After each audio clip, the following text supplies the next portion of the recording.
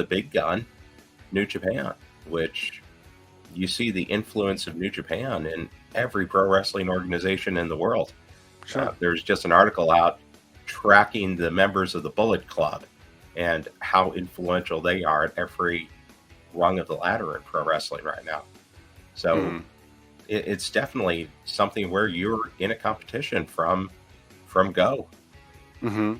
It's competition, but it's also with wrestling. It's different than, say, sports or even like movies or television in that there's it's competition, but there's also a lot of common ground. And with Noah, there's a lot of ability to, hey, let's make a deal where everybody can benefit. And I think when you're not tied down to rigid way of doing business, if you're open and fluid to, hey, if something comes our way, let's work it out and see how everybody can benefit. Those situations tend to benefit fans the most, customers the most, because everybody's happy. Everybody goes home talking about wrestling and enjoying. So, yeah, and you definitely showed the ability to work together with Shinsuke Nakamura coming from WWE and Darby Allin and Sting coming from AEW. You got the two big guns to actually work together, so that's awesome. Yeah, it's a revolving door. It's kind of, I think of it.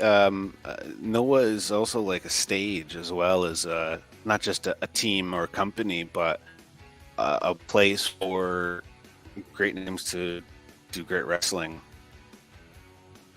It's like an open stage. It's anybody's really invited if you can handle the heat in pro wrestling. No, but otherwise it's not like a sacred. You know what I mean? It's anybody can come through if they want to come through. It's just different. Wrestling's different these days. When we were growing up, it was almost like sacrilege if you went from a WWF to a WCW ring.